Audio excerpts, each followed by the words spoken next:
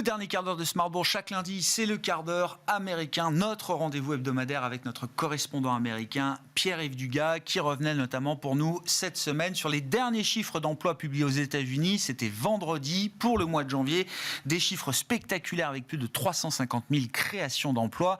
Y a-t-il quelque chose qui cloche sur le plan statistique, notamment après ce rapport mensuel américain sur le marché du travail? Écoutez à ce sujet l'analyse et les éléments de réponse que nous apporte Pierre-Yves Dugas. Il y a quelque chose qui cloche là-dedans, j'y retourne immédiatement, disait Boris Vian. Sur les 3 derniers mois, prenons la moyenne des 3 derniers mois pour essayer précisément de couper les ondulations qui paraissent excessives. Les chiffres du BLS, Bureau of Labor Statistics, qui sont les chiffres officiels de l'administration fédérale qui mesure l'emploi, nous sommes en moyenne à 289 000 emplois de plus tous les mois sur 3 mois. Nous avons observé depuis des années de fortes divergences entre d'autres séries privées qui mesurent la même chose, les créations d'emplois aux États-Unis. Mais des divergences aussi fortes que cela, moi je ne me souviens pas en avoir vu. Je fais référence au sondage de la société ADP qui tombe en général 2 jours avant le premier vendredi du mois, date de la publication des chiffres du BLS. La moyenne de l'estimation de ce sondage ADP depuis 3 mois, c'est 124.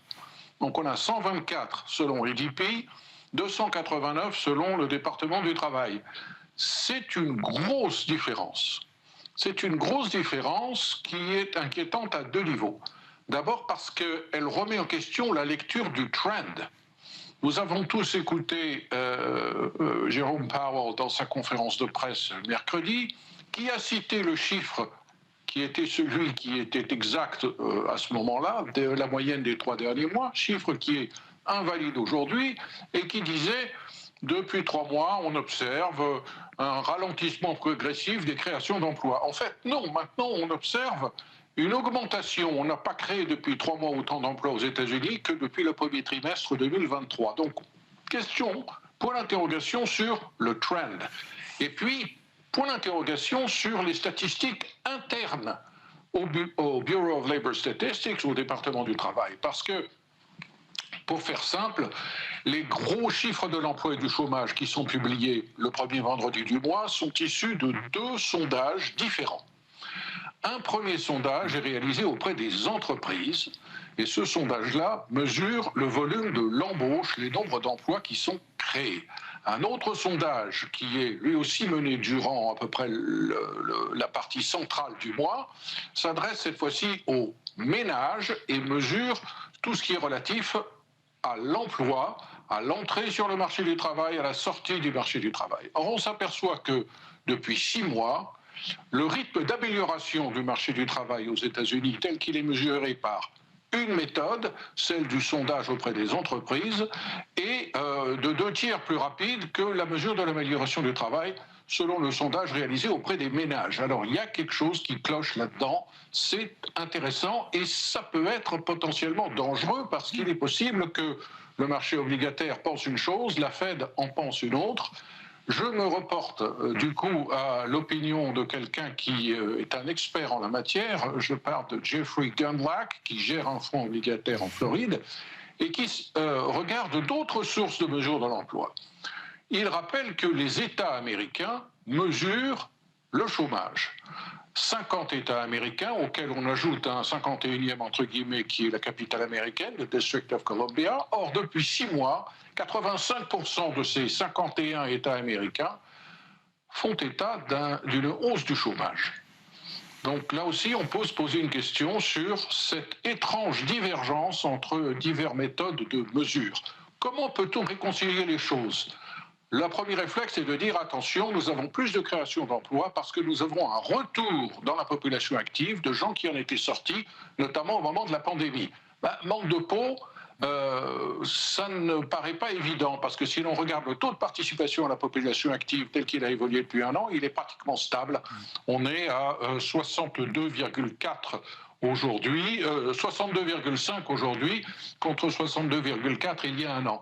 Donc, quelle pourrait être l'autre explication, si ce ne sont pas des erreurs dans le sondage eux-mêmes, une augmentation plus rapide de la population américaine. Comment aurait pu-t-on rater une chose aussi évidente? L'immigration. L'immigration, qui est très forte aux États-Unis, pourrait expliquer l'augmentation de la population active et l'augmentation plus rapide que prévu du nombre d'emplois créés.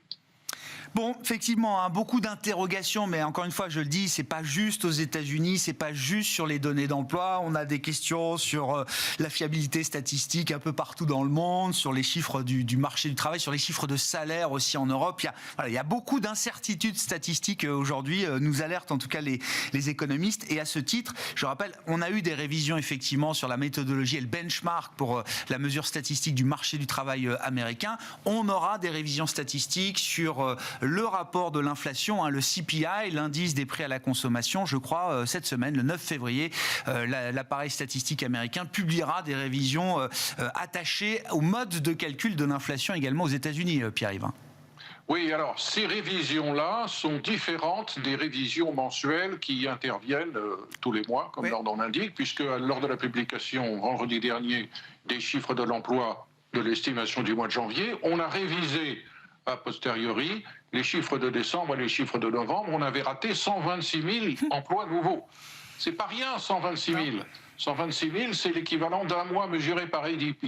On n'a pas besoin d'être complotiste pour s'imaginer que des erreurs peuvent être commises. Encore une fois, ce qui est important, c'est de noter que ces interrogations, ces énigmes, ces discrepancies, on dirait en anglais, interviennent à un moment crucial qui pourrait induire en erreur un changement de politique monétaire. Ouais.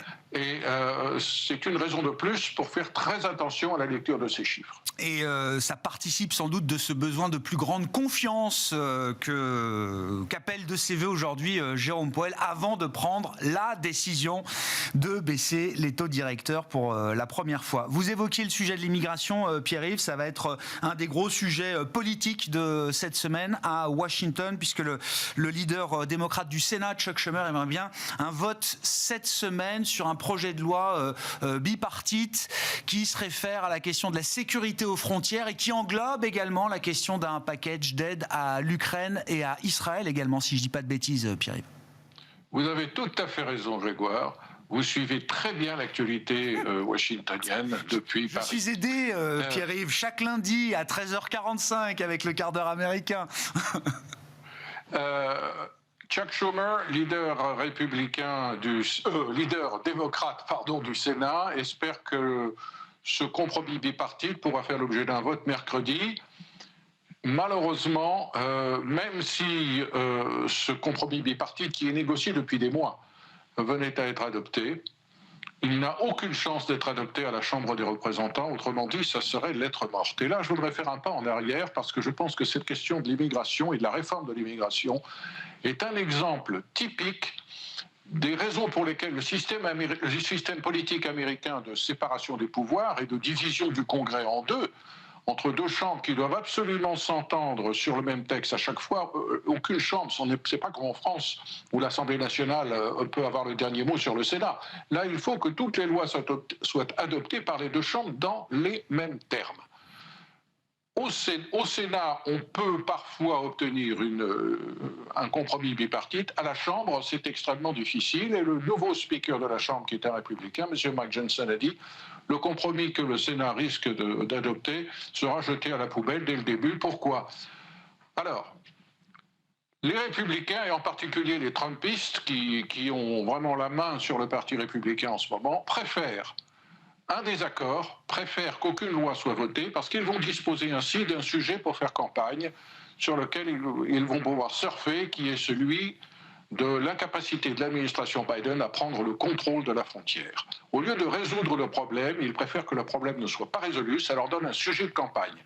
D'un autre côté, les démocrates qui ont nié l'existence même de ce problème de contrôle de la frontière font du rétropédalage parce qu'ils regardent les sondages et ils s'aperçoivent que beaucoup d'Américains ne comprennent pas que tous les ans, la police aux frontières arrête plus de 3 millions d'illégaux, dont plus de 2 millions sont arrêtés à la frontière avec le Mexique. Ce sont des chiffres énormes, même pour les États-Unis, pays de 335 millions d'habitants, et ce sont des chiffres d'ailleurs qui peut-être jouent un rôle, on vient d'en parler, sur les créations d'emplois aux États-Unis.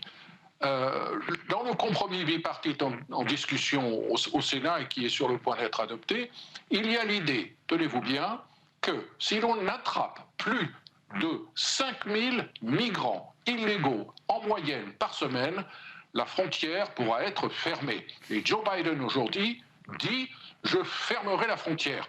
Ces mots-là, lorsqu'ils étaient prononcés il y a 3 ans par le président de l'époque, Donald Trump, étaient jugés inacceptables, inhumains, contraires aux principes élémentaires de l'empathie à l'égard des pauvres qui viennent travailler aux États-Unis par le Parti démocrate. Aujourd'hui, toute cette rhétorique est reprise par Joe Biden, qui se rend compte qu'il y a un vrai problème à la frontière.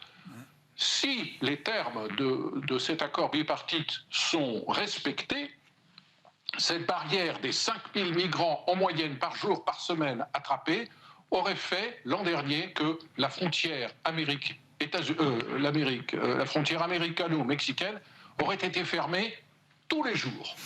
Tous les jours, on aurait fermé complètement la frontière si ce niveau avait été dépassé. Il y a un énorme problème de gestion de l'immigration illégale aux États-Unis et malheureusement, pour des raisons électoralistes, ce problème ne sera pas résolu probablement avant des mois.